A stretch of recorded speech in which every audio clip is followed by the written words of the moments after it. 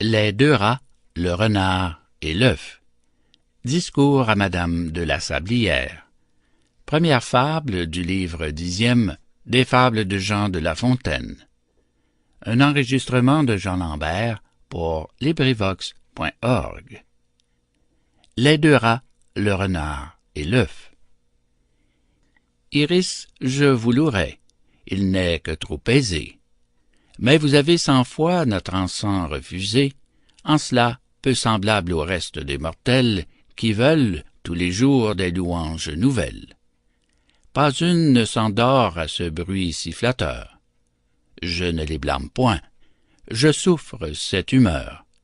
Elle est commune aux dieux, aux monarques, aux belles. Ce breuvage vanté par le peuple rimeur, le nectar, que l'on sert au maître du tonnerre, et dont nous enivrons tous les dieux de la terre, c'est la louange, Iris. Vous ne la goûtez point. D'autres propos chez vous récompensent ce point. Propos, agréable commerce, où le hasard fournit sans matières diverses. Jusque-là, quand votre entretien la bagatelle à part, le monde n'en croit rien. Laissons le monde et sa croyance, la bagatelle, la science, les chimères, le rien, tout est bon. Je soutiens qu'il faut de tout aux entretiens. C'est un parterre où Flore répand ses biens. Sur différentes fleurs, l'abeille s'y repose et fait du miel de toutes choses. Ce fondement posé, ne trouvez pas mauvais qu'en ces fables aussi j'entremêle des traits de certaines philosophies, subtiles, engageantes et hardies. On l'appelle nouvelle. En avez-vous ou non ouï parler? Ils disent donc que la bête est une machine, qu'en elle tout se fait sans choix et par ressort. Nul sentiment, point d'âme, en elle tout est corps. Telle est la montre qui chemine à pas toujours égaux, aveugle et sans dessein. Ouvrez-la, lisez dans son sein. Mainte roue y tient lieu de tout l'esprit du monde. La première y meut la seconde, une troisième suit. Elle sonne à la fin. Au dire de ces gens, la bête est toute telle. L'objet la frappe en un endroit. Ce lieu frappé s'en va tout droit, selon nous, au voisin emporter la nouvelle. Le sens de proche en proche aussitôt la reçoit. L'impression se fait. Mais comment se fait-elle? Selon eux, par nécessité, sans passion, sans volonté. L'animal se sent agité de mouvements que le vulgaire appelle tristesse, joie, amour, plaisir, douleur cruelle, ou quelque autre de ces états. Mais ce n'est point cela, ne vous y trompez pas. Qu'est-ce donc? Une montre. Et nous? C'est autre chose. Voici de la façon que Descartes l'expose. Descartes, ce mortel dont on eût fait un dieu chez les païens, et qui tient le milieu entre l'homme et l'esprit, comme entre l'huître et l'homme, le tient-elle de nos gens, franche bête de somme. Voici, dis-je, comment raisonne cet auteur. Sur tous les animaux, enfants du Créateur, j'ai le don de penser, et je sais que je pense.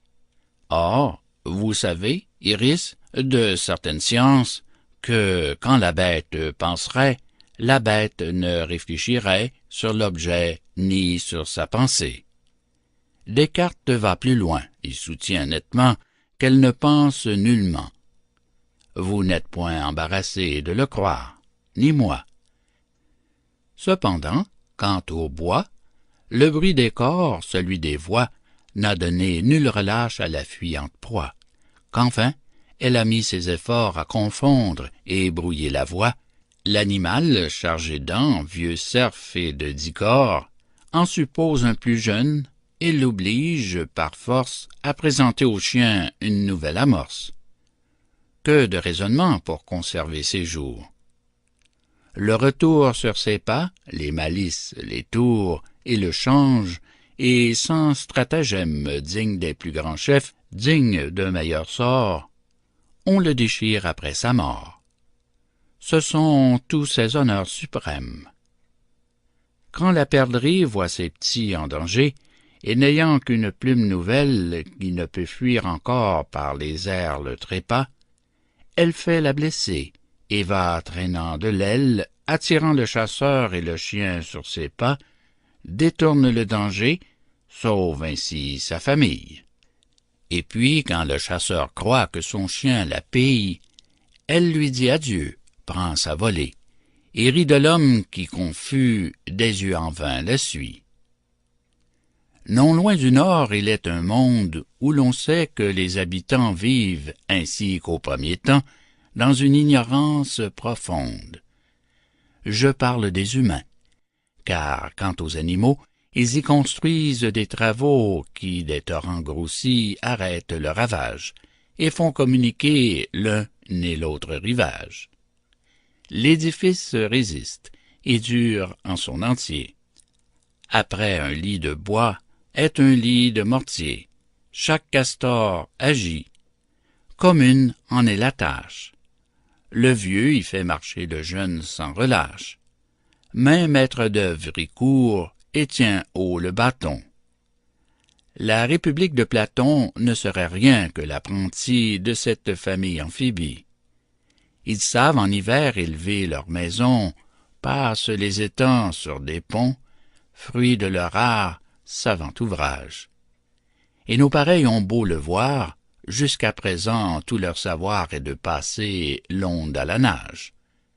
Que ces castors ne soient qu'un corps vide d'esprit, jamais on ne pourra m'obliger à le croire. Mais voici beaucoup plus, écoutez ce récit, que je tiens d'un roi plein de gloire. Le défenseur du Nord vous sera mon garant. Je vais citer un prince aimé de la victoire.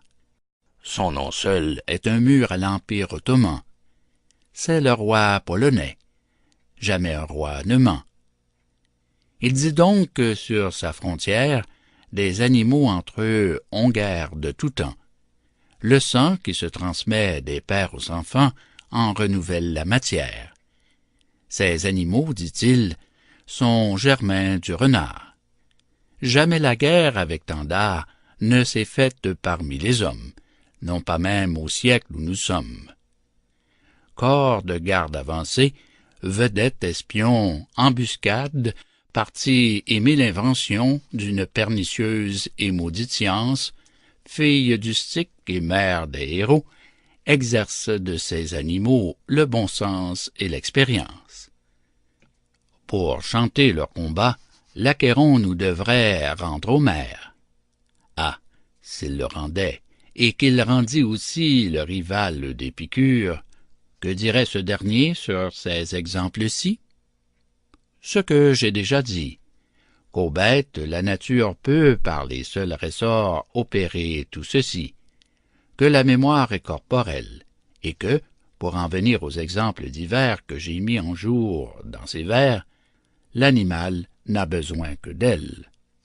L'objet, lorsqu'il revient, va dans son magasin chercher, par le même chemin, l'image auparavant tracée, qui, sur les mêmes pas, revient pareillement, sans le secours de la pensée, causer un même événement. Nous agissons tout autrement. La volonté nous détermine, non l'objet, ni l'instinct. Je parle, je chemine. Je sens en moi certain agent. Tout obéit dans ma machine à ce principe intelligent. Il est distinct du corps, se conçoit nettement, se conçoit mieux que le corps même. De tous nos mouvements, c'est l'arbitre suprême. Mais comment le corps l'entend-il? C'est là le point. Je vois l'outil obéir à la main, mais la main, qui la guide? Et qui guide les cieux et leur course rapide? Quelque ange est attaché peut-être à ces grands corps. Un esprit vit en nous, émeut tous nos ressorts. L'impression se fait. Le moyen, je l'ignore.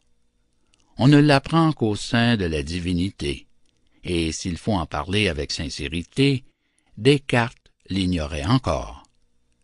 Nous et lui, là-dessus, nous sommes tous égaux. Ce que je sais, Iris, c'est qu'en ces animaux dont je viens de citer l'exemple, cet esprit n'agit pas. L'homme seul est son temple.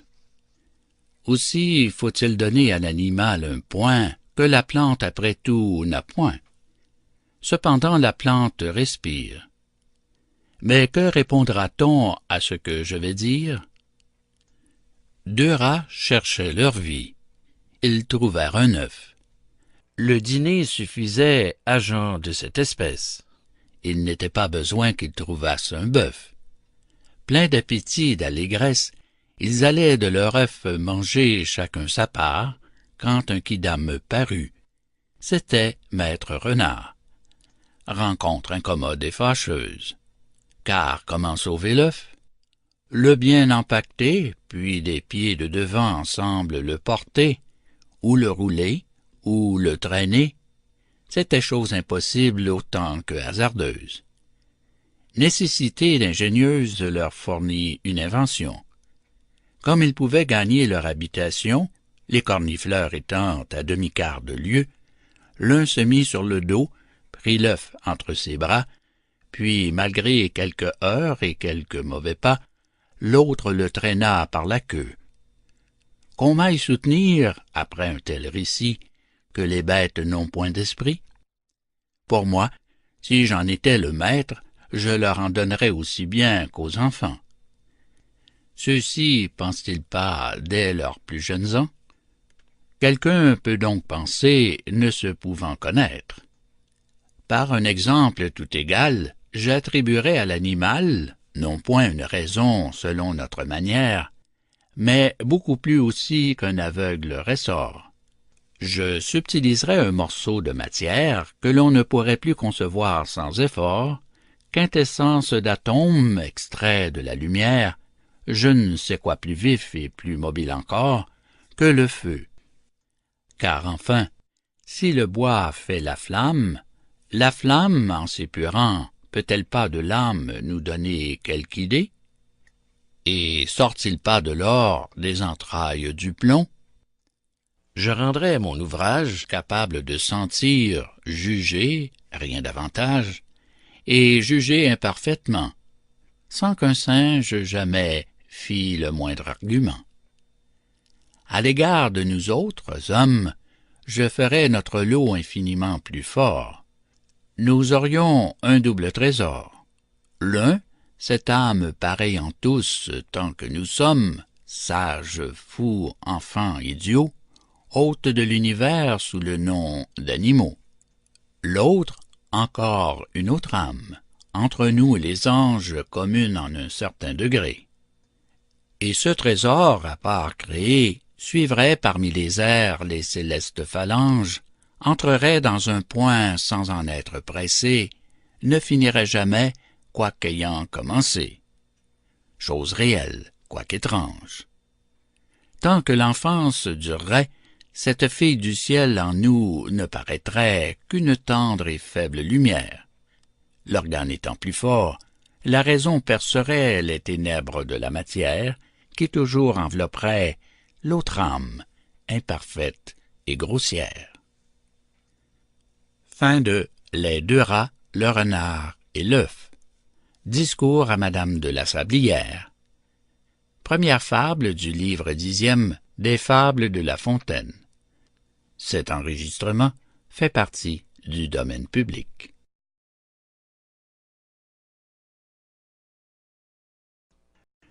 L'homme et la couleuvre. Fable 2e du livre 10 des Fables de Jean de La Fontaine. Un enregistrement de Jean Lambert pour LibriVox.org. L'homme et la couleuvre. Un homme vit une couleuvre. « Ah! Méchante, dit-il, je m'en vais faire une œuvre agréable à tout l'univers. » À ces mots, l'animal pervers, c'est le serpent que je veux dire, et non l'homme, on pourrait aisément s'y tromper. À ces mots, le serpent, se laissant attraper, est pris, mis en un sac, et ce qui fut le pire, on résolut sa mort, fût-il coupable ou non. Afin de le payer toutefois de raison, l'autre lui fit cette harangue. « Symbole des ingrats, être bon ou méchant, c'est être sot. Meurs donc, ta colère et tes dents ne me nuiront jamais. » Le serpent en sa langue reprit du mieux qu'il put. « S'il fallait condamner tous les ingrats qui sont au monde, à qui pourrait-on pardonner? Toi-même, tu te fais ton procès. Je me fonde sur tes propres leçons. Jette les yeux sur toi. Mes jours sont en tes mains. Tranche-les. Ta justice, c'est ton utilité, ton plaisir, ton caprice. Selon ces lois, condamne-moi. Mais trouve bon qu'avec franchise, en mourant, au moins je te dise que le symbole des ingrats, ce n'est point le serpent, c'est l'homme. » Ces paroles firent arrêter l'autre. Il recula d'un pas. Enfin, il repartit. « Tes raisons sont frivoles. Je pourrais décider, car ce droit m'appartient. Mais rapportons-nous-en. »« Soit fait, » dit le reptile. Une vache était là. L'on l'appelle, elle vient. Le cas est proposé. « C'était chose facile. Fallait-il pour cela, dit-elle, m'appeler? La couleuvre a raison. Pourquoi dissimuler? Je nourris celui-ci depuis longues années. Il n'a, sans mes bienfaits, passé une journée. Tout n'est que pour lui seul. Mon lait et mes enfants le font à la maison revenir les mains pleines. Même, j'ai rétabli sa santé, que les ans avaient altérée. Et mes peines ont pour but son plaisir ainsi que son besoin. Enfin, me voilà vieille, il me laisse en un coin, sans herbe, s'il voulait encore me laisser paître. Mais je suis attaché, et si je sus pour maître un serpent, eût-il su jamais pousser si loin l'ingratitude? Adieu, j'ai dit ce que je pense. L'homme, tout étonné d'une telle sentence, dit au serpent, « Faut-il croire ce qu'elle dit? C'est une radoteuse, elle a perdu l'esprit. Croyons ce bœuf. »« Croyons, » dit la rampante bête. Ainsi dit, ainsi fait. Le bœuf vient à pas lents. Quand il eut ruiné tout le cas en sa tête, il dit que du labeur des ans, pour nous seuls il portait les soins les plus pesants, parcourant sans cesser selon cercle de peine qui, revenant sur soi, ramenait dans nos plaines ce que Cérès nous donne, et vend aux animaux. Que cette suite de travaux pour récompense avait, de tout ce temps que nous sommes, force coût, peu de gré. Puis, quand il était vieux, on croyait l'honorer chaque fois que les hommes achetaient de son sang l'indulgence des dieux. Ainsi parla le bœuf. L'homme dit, « Faisons taire cet ennuyeux déclamateur. Il cherche de grands mots et vient ici se faire, au lieu d'arbitre, accusateur. Je le récuse aussi. » L'arbre étant pris pour juge, ce fut bien pis encore. Il servait de refuge contre le chaud, la pluie et la fureur des vents. Pour nous seuls, il ornait les jardins et les champs. L'ombrage n'était pas le seul bien qu'il sût faire. Il courbait sous les fruits. Cependant, pour salaire, un rustre l'abattait. C'était là son loyer. Quoique pendant tout l'an, libéral, il nous donne ou des fleurs au printemps ou des fruits en automne. L'ombre l'été, l'hiver, les plaisirs du foyer. Que ne l'émondait-on sans prendre la cognée? De son tempérament il eût encore vécu. L'homme, trouvant mauvais que l'on l'eût convaincu, voulut à toute force avoir cause gagnée. « Je suis bien bon, » dit-il, « d'écouter ces gens-là. » Du sac et du serpent aussitôt il donna contre les murs tant qu'il tua la bête. On en use ainsi chez les grands. La raison les offense. Ils se mettent en tête que tout est né pour eux, quadrupèdes et gens et serpents. Si quelqu'un desserre les dents, c'est un sot. J'en conviens. Mais que faut-il donc faire? Parler de loin, ou bien se taire? Fin de L'homme et la couleuvre. Fable 2 du livre 10e des Fables de La Fontaine. Cet enregistrement appartient au domaine public.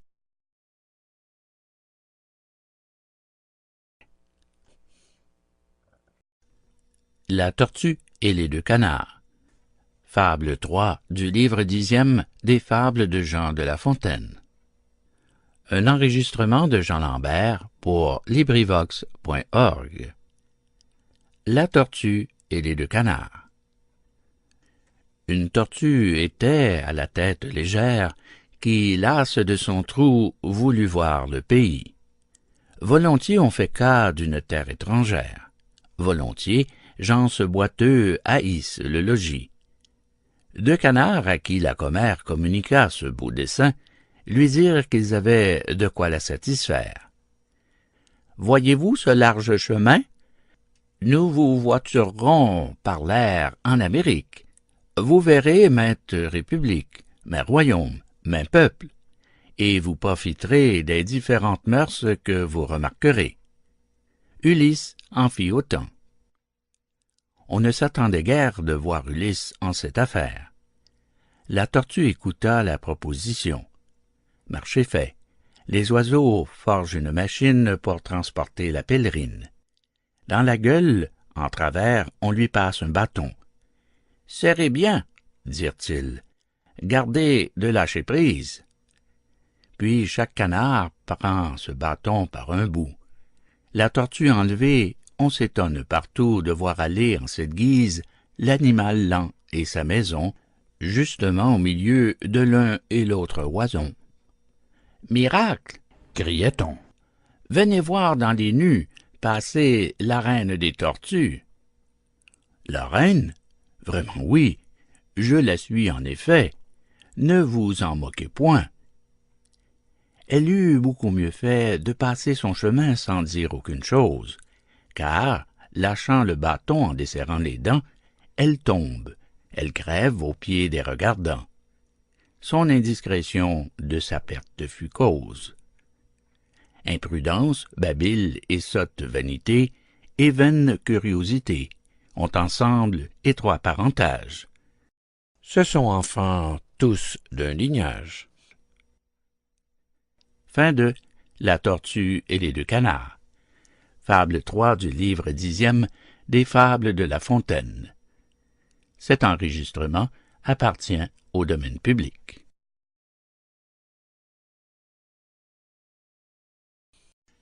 Les poissons et le cormoran. Fable 4 du livre 10e des Fables de Jean de La Fontaine. Un enregistrement de Jean Lambert pour LibriVox.org. Les poissons et le cormoran. Il n'était point d'étang dans tout le voisinage qu'un cormoran en eût mis à contribution. Vivier et réservoir lui payaient pension. Sa cuisine allait bien, mais lorsque le long âge eut glacé le pauvre animal, la même cuisine alla mal. Tout cormoran se sert de pourvoyeur lui-même. Le nôtre, un peu trop vieux pour voir au fond des eaux, n'ayant ni filet ni réseau, souffrait une disette extrême. Que fit-il? Le besoin, docteur en stratagème, lui fournit celui-ci. Sur le bord d'un étang, Cormoran vit une écrevisse. « Ma commère, dit-il, allez tout à l'instant porter un avis important à ce peuple. Il faut qu'il périsse. Le maître de ce lieu, dans 8 jours, pêchera. » L'écrevisse en hâte s'en va conter le cas. Grande est l'émeute. On court, on s'assemble, on députe à l'oiseau. « Seigneur Cormoran, d'où vous vient cet avis? Quel est votre garant? Êtes-vous sûr de cette affaire? N'y savez-vous remède? Et qu'est-il bon de faire? » « Changer de lieu, dit-il. Comment le ferons-nous? N'en soyez point en soin, je vous porterai tous l'un après l'autre en ma retraite. Nul que Dieu seul et moi n'en connaît les chemins. Il n'est demeure plus secrète. un vivier que nature y creusa de ses mains, inconnu d'être êtres humains, sauvera votre république. On le crut.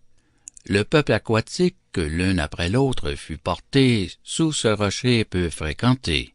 Là, Cormoran, le bon apôtre, les ayant mis en un endroit transparent, peu creux, fort étroit, vous les prenez sans peine, un jour l'un, un jour l'autre. Il leur apprit à leurs dépens que l'on ne doit jamais avoir de confiance en ceux qui sont mangeurs de gens. Ils y perdirent peu, puisque l'humaine engeance en aurait aussi bien croqué sa bonne part. Qu'importe qui vous mange, homme ou loup, toute panse me paraît une à cet égard. Un jour plus tôt, un jour plus tard, ce n'est pas grande différence. Fin de Les poissons et le cormoran. Fable 4 du livre 10e des Fables de La Fontaine. Cet enregistrement appartient au domaine public.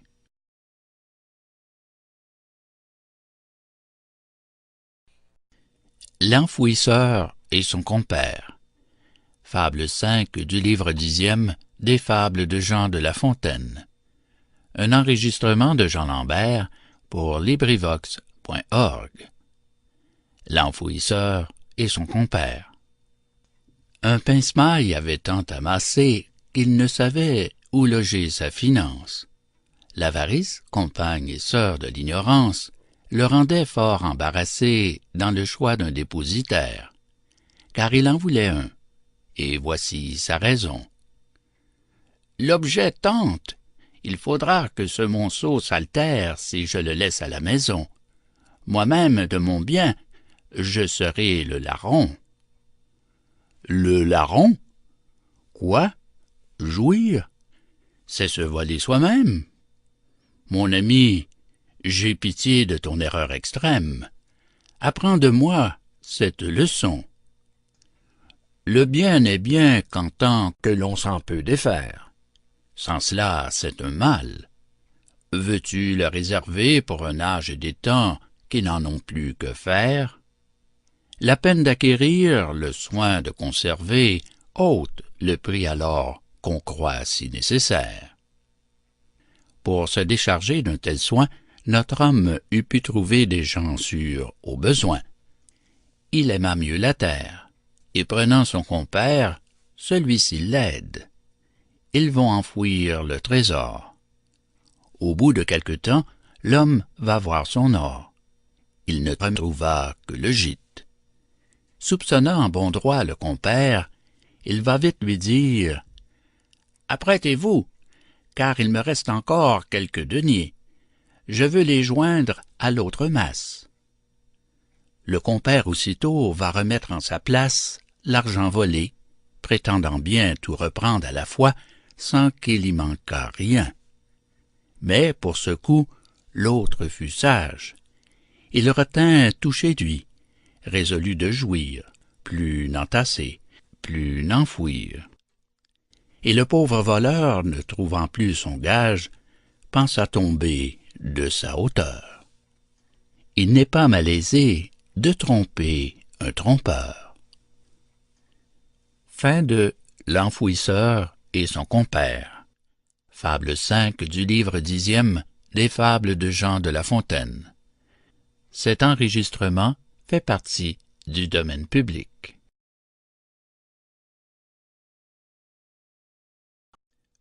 Le loup et les bergers. Fable 6 du livre 10e des Fables de Jean de La Fontaine.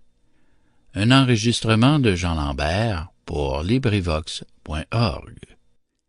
Le loup et les bergers. Un loup rempli d'humanité, s'il en est de tels dans le monde, fit un jour sur sa cruauté, quoiqu'il ne l'exerçât que par nécessité, une réflexion profonde.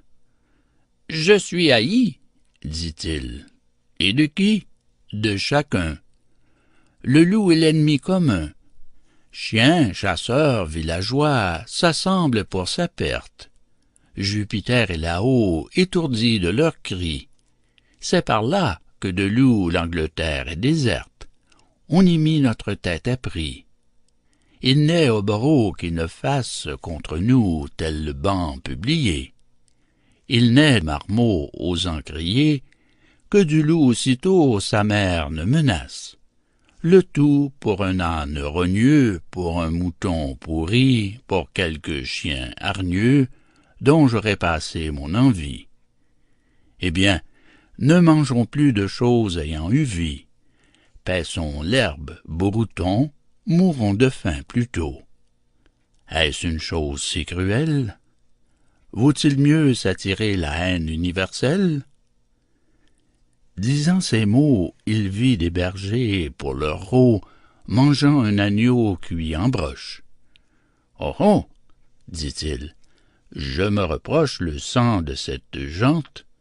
Voilà ces gardiens s'en repaissant, eux et leurs chiens. Et moi, loup, j'en ferais scrupule? Non, par tous les dieux, non, je serais ridicule. Thibaut l'agnelet passera sans qu'à la broche je le mette, et non seulement lui, mais la mère qu'il tette et le père qui l'engendra. » Ce loup avait raison. Est-il dit qu'on nous voit faire festin de toute proie manger les animaux? Et nous les réduirons au mets de l'âge d'or autant que nous pourrons? Ils n'auront ni croc ni marmite. Berger, berger, le loup n'a tort que quand il n'est pas le plus fort. Voulez-vous qu'il vive en ermite? Fin de Le loup et les bergers. Fable 6 du livre 10e des Fables de La Fontaine. Cet enregistrement appartient au domaine public.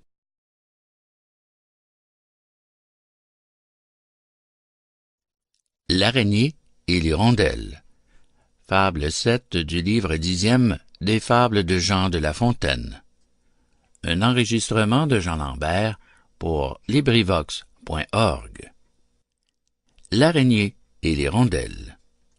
Ô Jupiter, qui sus de ton cerveau, par un secret d'accouchement nouveau, tirer Pallas, jadis mon ennemi, entends ma plainte une fois en ta vie. Progné me vient enlever les morceaux, caracolant, frisant l'air et les eaux, elle me prend mes mouches à ma porte. Miennes, je puis les dire, et mon réseau en serait plein sans ce maudit oiseau. Je l'ai tissu de manière assez forte.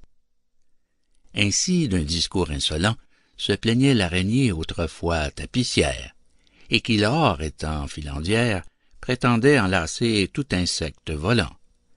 La sœur de Philomèle, attentive à sa proie, malgré le bestion à paix mouche dans l'air, pour ses petits, pour elle, impitoyable joie, que ses enfants gloutons, d'un bec toujours ouvert, d'un ton demi-formé, bégayante couvée, demandaient par des cris encore mal entendus.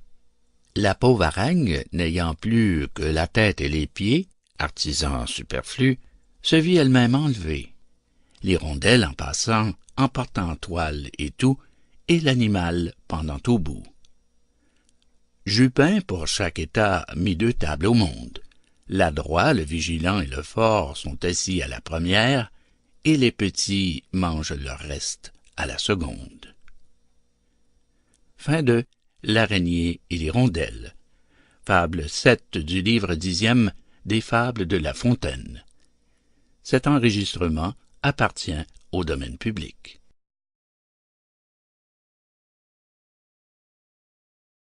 Tiré La perdrix et les coqs. Fable 8 du livre 10e des Fables de Jean de La Fontaine. Un enregistrement de Jean Lambert pour LibriVox.org. La perdrix et les coqs. Parmi de certains coqs incivils, peu galants, toujours en oise et turbulents, une perdrix était nourrie. Son sexe et l'hospitalité de la part de ces coqs, peuple à l'amour porté, lui faisaient espérer beaucoup d'honnêteté. Il ferait les honneurs de la ménagerie. Ce peuple, cependant, fort souvent en furie pour la dame étrangère ayant peu de respect, lui donnait fort souvent d'horribles coups de bec. D'abord, elle en fut affligée. Mais, sitôt qu'elle eut vu cette troupe enragée s'entrebattre elle-même et se percer les flancs, elle se consola. « Ce sont leurs mœurs, dit-elle. Ne les accusons point, plaignons plutôt ces gens. Jupiter, sur un seul modèle, n'a pas formé tous les esprits. Il est des naturels de coq et de perdrix. S'il dépendait de moi, je passerais ma vie en plus honnête compagnie. Le maître de ces lieux en ordonne autrement. Il nous prend avec des tonnelles, nous loge avec des coqs et nous coupe les ailes. C'est de l'homme qu'il faut se plaindre seulement. » Fin de La perdrix et les coqs. Fable 8 du livre 10e des Fables de La Fontaine. Cet enregistrement appartient au domaine public.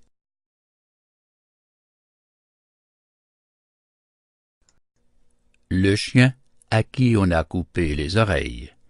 Fable 9 du livre 10e des Fables de Jean de La Fontaine. Un enregistrement de Jean Lambert pour LibriVox.org. Le chien à qui on a coupé les oreilles. Qu'ai-je fait pour me voir ainsi mutilé par mon propre maître? Le bel état où me voici, devant les autres chiens, oserais-je paraître? Ô roi des animaux, ou plutôt leur tyran, qui vous ferait chose pareille? Ainsi criait Mouflar, jeune dogue, et les gens peu touchés de ses cris douloureux et perçants venaient de lui couper sans pitié les oreilles.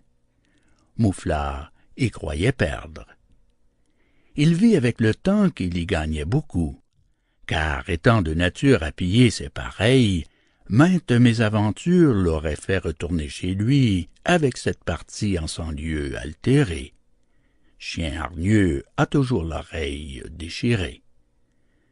Le moins qu'on peut laisser de prise aux dents d'autrui, c'est le mieux. Quand on n'a qu'un endroit à défendre, on le munit de peur d'esclandre. Témoin, maître Mouflar armé d'un gorgerin. Du reste ayant d'oreilles autant que sur ma main, un loup n'eût su par où le prendre. Fin de Le chien à qui on a coupé les oreilles. Fable 9 du livre 10e des Fables de La Fontaine. Cet enregistrement appartient au domaine public.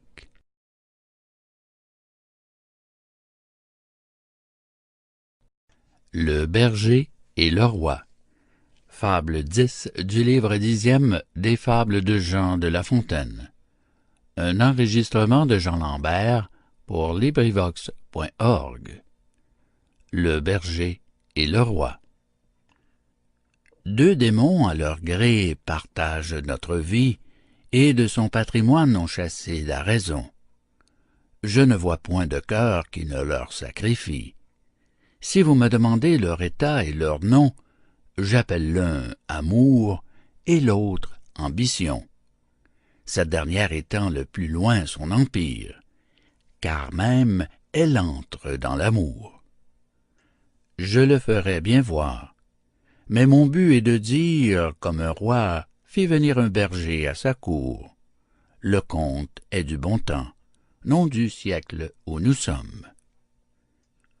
Ce roi vit un troupeau qui couvrait tous les champs, bien broutant en bon corps, rapportant tous les ans, grâce aux soins du berger, de très notables sommes. Le berger plut au roi par ses soins diligents. « Tu mérites, dit-il, d'être pasteur de gens. Laisse là tes moutons, viens conduire des hommes. Je te fais juge souverain. » Voilà notre berger la balance à la main. Quoiqu'il n'eût guère vu d'autres gens qu'un ermite, son troupeau, ses matins, le loup, et puis c'est tout, il avait du bon sens. Le reste vient ensuite. Bref, il en vint fort bien à bout. L'ermite, son voisin, accourut pour lui dire « Veillais-je? Et n'est-ce point un songe que je vois? Vous, favoris, vous, grands, défiez-vous des rois. Leur faveur est glissante, on s'y trompe, et le pire, c'est qu'il en coûte cher. De pareilles erreurs ne produisent jamais que d'illustres malheurs. Vous ne connaissez pas l'attrait qui vous engage. Je vous parle en ami. Craignez tout. » L'autre rit. Et notre ermite poursuivit. « Voyez combien déjà la cour vous rend peu sage. Je crois voir cet aveugle à qui, dans un voyage, un serpent engourdi de froid vint s'offrir sous la main. Il le prit pour un fouet. Le sien s'était perdu, tombant de sa ceinture. Il rendait grâce au ciel de l'heureuse aventure, quand un passant cria « Que tenez-vous, ô Dieu? Jetez cet animal traître et pernicieux, ce serpent. »« C'est un fouet. »« C'est un serpent, vous dis-je. À me tant tourmenter, quel intérêt m'oblige? Prétendez-vous garder ce trésor? »« Pourquoi non? Mon fouet était usé, j'en retrouve un fort bon. Vous n'en parlez que par envie. » L'aveugle enfin ne le crut pas. Il en perdit bientôt la vie. L'animal dégourdi piqua son homme au bras. Quant à vous, j'ose vous prédire qu'il vous arrivera quelque chose de pire. « Eh, que me serait-il arrivé que la mort? 1000 dégoûts viendront, » dit le prophète ermite. Il en vint en effet. L'ermite n'eut pas tort. Mainte peste de cour fit tant, par maint ressort, que la candeur du juge ainsi que son mérite furent suspects au prince. On cabale, on suscite accusateurs et gens se grever par ses arrêts. « De nos biens, dirent-ils, il s'est fait un palais. » Le prince voulut voir ces richesses immenses. Il ne trouva partout que médiocrité, louange du désert et de la pauvreté. C'étaient là ses magnificences. Son fait, dit-on, consiste en des pierres de prix. Un grand coffre en est plein, fermé de 10 serrures. Lui-même ouvrit ce coffre, et rendit bien surpris tous les machineurs d'imposture. Le coffre étant ouvert, on y vit des lambeaux, l'habit d'un gardeur de troupeau, petits chapeaux, jupons, panetières, houlettes, et je pense aussi sa musette. « Doux trésor, se dit-il, cher gage qui jamais n'attira sur vous l'envie et le mensonge. Je vous reprends, sortons de ces riches palais comme l'on sortirait d'un songe. Sire, pardonnez-moi cette exclamation. J'avais prévu ma chute en montant sur le faîte. Je m'y suis trop complu.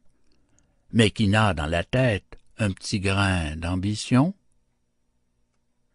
Fin de Le berger et le roi. Fable 10 du livre 10e des Fables de La Fontaine. Cet enregistrement fait partie du domaine public.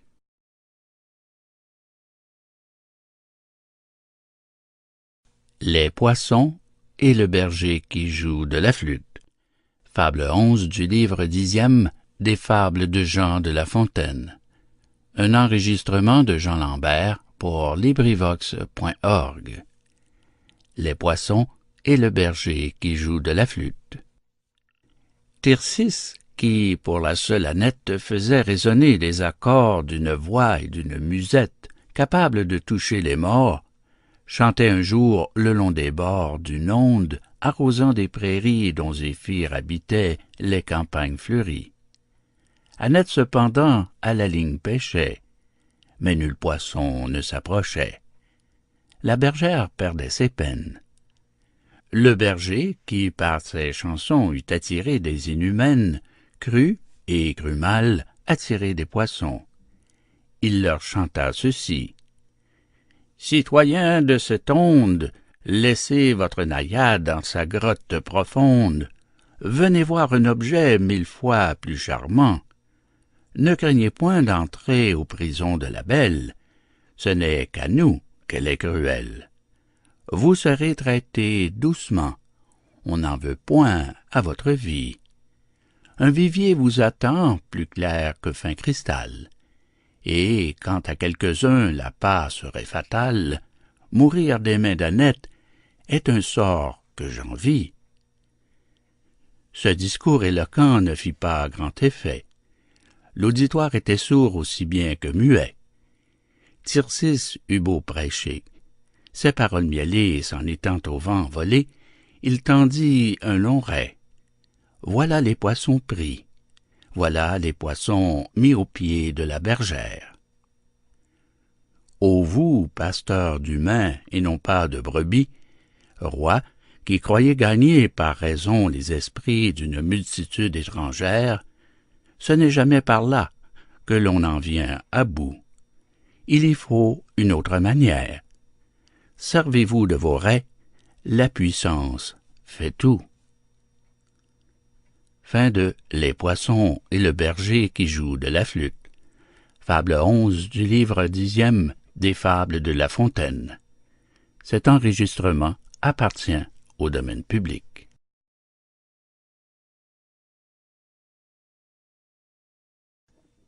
Les deux perroquets, le roi et son fils. Fable 12 du livre 10e des Fables de Jean de La Fontaine. Un enregistrement de Jean Lambert pour LibriVox.org.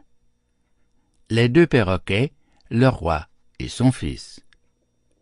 Deux perroquets, l'un père et l'autre fils, du rôle d'un roi faisaient leur ordinaire. Deux demi-dieux, l'un fils et l'autre père, de ces oiseaux faisaient leurs favoris. L'âge liait une amitié sincère entre ces gens. Les deux pères s'aimaient. Les deux enfants, malgré leur cœur frivole, l'un avec l'autre aussi s'accoutumaient, nourris ensemble et compagnons d'école.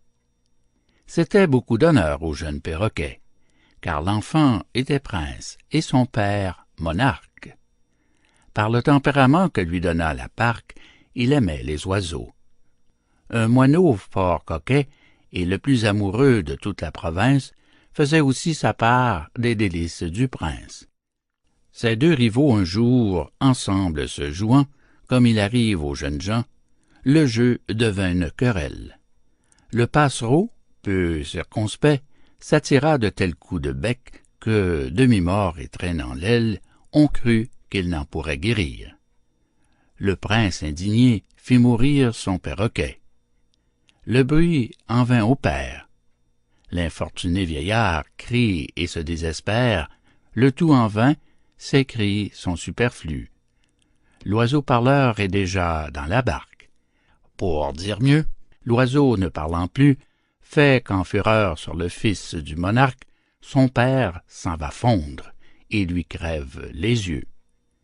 Il se sauve aussitôt et choisit pour asile le haut d'un pin. Là, dans le sein des dieux, il goûte sa vengeance en lieu sûr et tranquille. Le roi lui-même y court et dit pour l'attirer: « Ami, reviens chez moi. Que nous sert de pleurer? Haine, vengeance et deuil, laissons tout à la porte. Je suis contraint de déclarer, encore que ma douleur soit forte, que le tort vient de nous.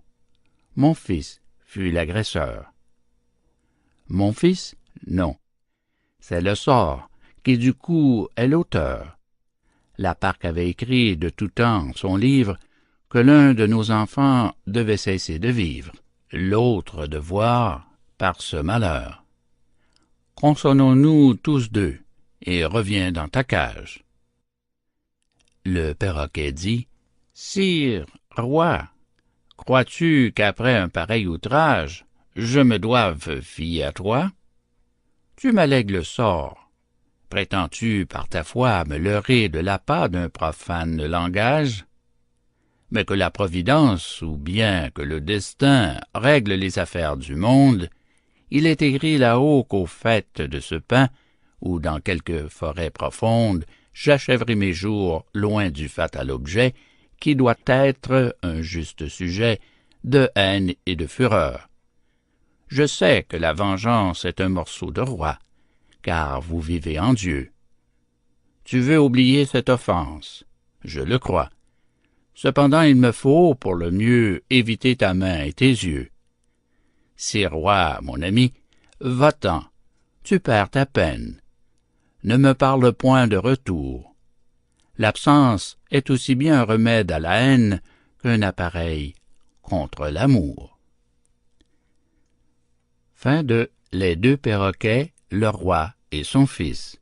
Fable 12 du livre 10e des Fables de La Fontaine. Cet enregistrement appartient au domaine public.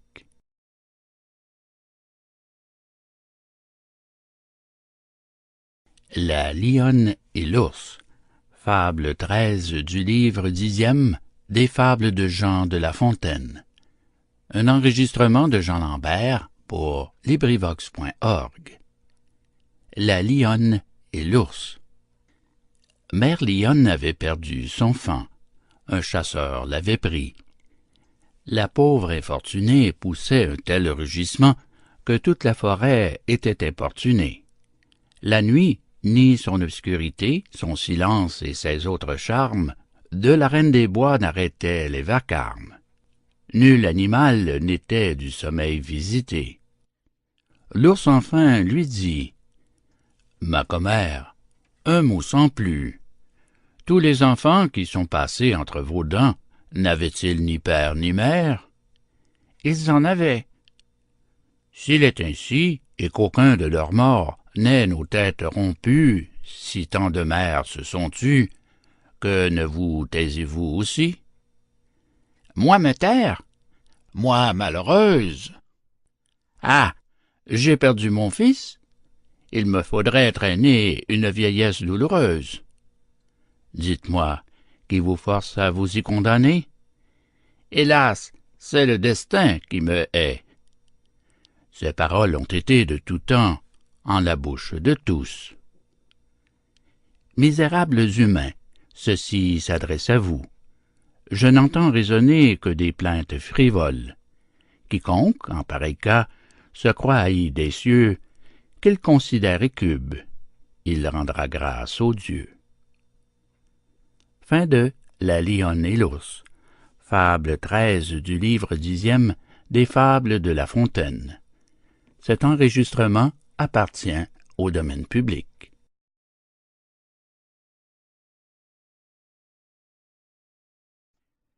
Les deux aventuriers et le talisman. Fable 14 du livre 10e des Fables de Jean de La Fontaine. Un enregistrement de Jean Lambert pour LibriVox.org.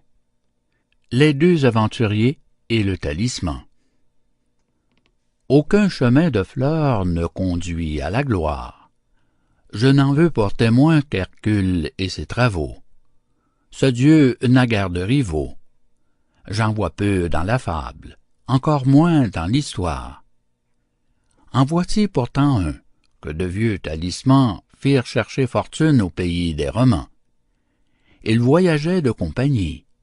Son camarade et lui trouvèrent un poteau ayant au haut cet écriteau: « Seigneur aventurier, s'il te prend quelque envie de voir ce que n'a vu nul chevalier errant, tu n'as qu'à passer ce torrent.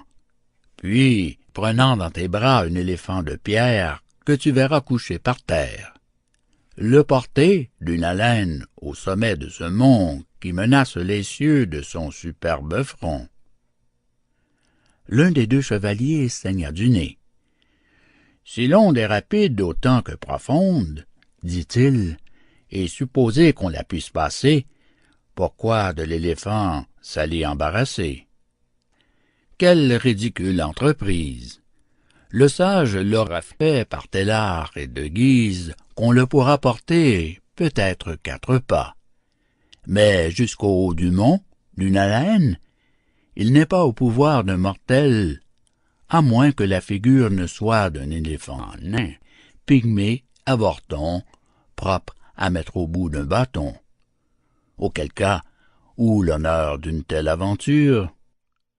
On nous veut attraper dedans cette écriture. Ce sera quelque énigme à tromper un enfant. C'est pourquoi je vous laisse avec votre éléphant. Le raisonneur parti, l'aventureux se lance, les yeux clos à travers cette eau. Ni profondeur ni violence ne purent l'arrêter. Et selon l'écriteau, il vit son éléphant couché sur l'autre rive. Il le prend, il l'emporte, au haut du mont arrive, rencontre une esplanade et puis une cité. Un cri par l'éléphant est aussitôt jeté. Le peuple aussitôt sort en armes. Tout autre aventurier, au bruit de ces alarmes, aurait fui. Celui-ci, loin de tourner le dos, veut vendre au moins sa vie et mourir en héros. Il fut tout étonné d'ouïr cette cohorte le proclamer monarque au lieu de son roi mort. Il ne se fit prier que de la bonne sorte, encore que le fardeau fût, dit-il, un peu fort. Sixte en disait autant quand on le fit Saint-Père. Serait-ce bien une misère que d'être pape ou d'être roi? On reconnut bientôt son peu de bonne foi. Fortune aveugle suit aveugle hardiesse. Le sage, quelquefois, fait bien d'exécuter avant que de donner le temps à la sagesse d'envisager le fait et sans la consulter. Fin de Les deux aventuriers et le talisman. Fable 14 du livre 10e des Fables de La Fontaine. Cet enregistrement fait partie du domaine public.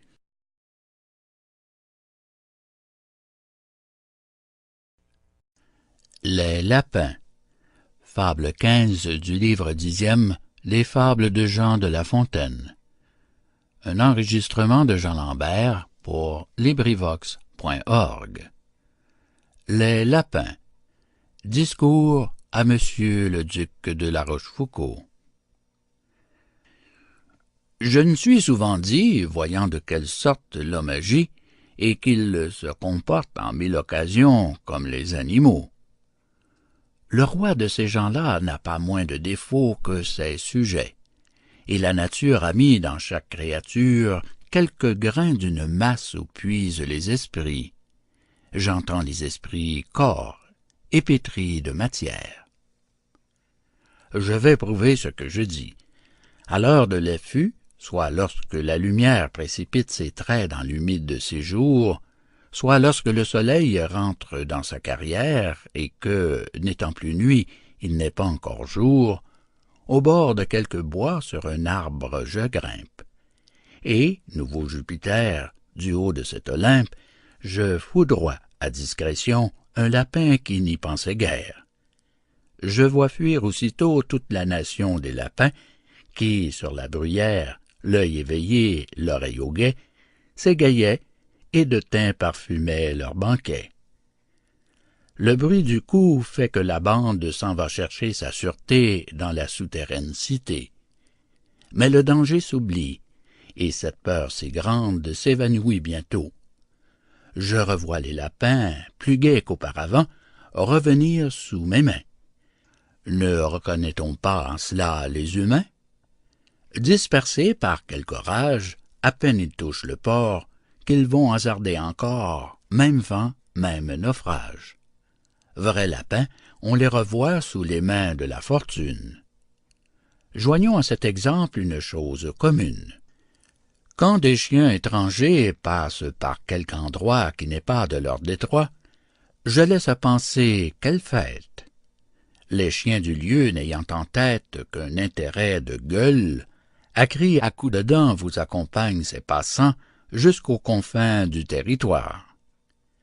Un intérêt de bien, de grandeur et de gloire, aux gouverneurs d'État, à certains courtisans, agents de tout métier, en fait tout autant faire. On nous voit tous, pour l'ordinaire, piller le survenant, nous jeter sur sa peau. La coquette et l'auteur sont de ce caractère. malheur à l'écrivain nouveau. Le moins de gens qu'on peut alentour du gâteau, c'est le droit du jeu, c'est l'affaire. Cent exemples pourraient appuyer mon discours, mais les ouvrages les plus courts sont toujours les meilleurs. En cela, j'ai pour guide tous les maîtres de l'art, et tiens qu'il faut laisser dans les plus beaux sujets quelque chose à penser. Ainsi ce discours doit cesser.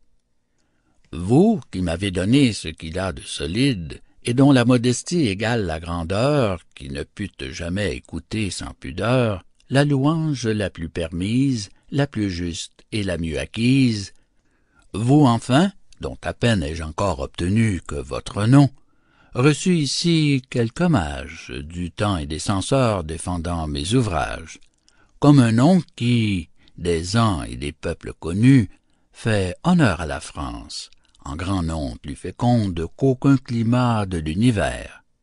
Permettez-moi du moins d'apprendre à tout le monde que vous m'avez donné le sujet de ces vers. Fin de Les Lapins. Discours à Monsieur le Duc de La Rochefoucauld. Fable 15 du livre 10e des Fables de La Fontaine. Cet enregistrement fait partie du domaine public.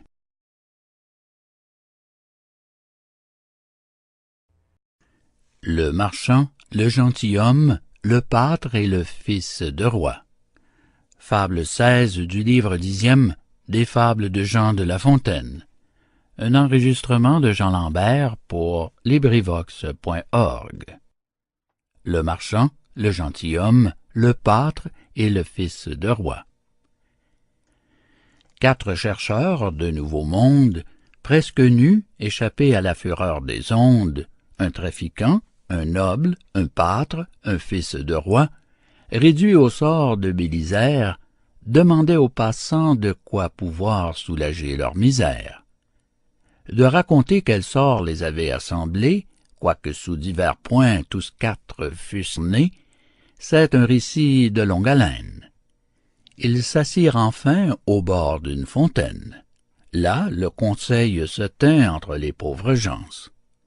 Le prince s'étendit sur le malheur des grands. Le pâtre fut d'avis qu'éloignant la pensée de leur aventure passée, chacun fit de son mieux et s'appliqua aux soins de pourvoir aux communs besoins. La plainte, ajouta-t-il, guérit-elle son homme? Travaillons, c'est de quoi nous mener jusqu'à Rome. Un pâtre ainsi parlé. Croit-on que le ciel n'est donné qu'aux têtes couronnées de l'esprit et de la raison, et que de tout berger, comme de tout mouton, les connaissances soient bornées? L'avis de celui-ci fut d'abord trouvé bon par les 3 échoués au bord de l'Amérique. L'un, c'était le marchand, savait l'arithmétique. « À tant par mois, dit-il, j'en donnerai leçon. »« J'enseignerai la politique, » reprit le fils de roi. Le noble poursuivit. « Moi, je sais le blason, j'en veux tenir école. » Comme si, de vers l'Inde, on eût eu dans l'esprit la sotte vanité de ce jargon frivole. Le pâtre dit, « Ami, vous parlez bien, mais quoi, le mois a 30 jours? Jusqu'à cette échéance, jeûnerons-nous par votre foi? Vous me donnez une espérance belle, mais éloignée, et cependant j'ai faim. Qui pourvoira de nous au dîner de demain? Ou plutôt, sur quelle assurance fondez-vous, dites-moi, le souper d'aujourd'hui? Avant tout autre, c'est celui dont il s'agit. Votre science est courte là-dessus. Ma main y suppléera. » À ces mots, le pâtre s'en va dans un bois. Il y fit des fagots, dont la vente pendant cette journée et pendant la suivante empêcha qu'un long jeûne à la fin ne fît tant qu'ils allassent là-bas exercer leur talent. Je conclus de cette aventure qu'il ne faut pas tant d'art pour conserver ses jours, et, grâce aux dons de la nature, la main le plus sûr et le plus prompt secours. Fin de Le marchand, le gentilhomme, le pâtre et le fils de roi. Fable 16 du livre 10e des Fables de La Fontaine. Fin du livre 10e des Fables de Jean de La Fontaine. Cet enregistrement fait partie du domaine public.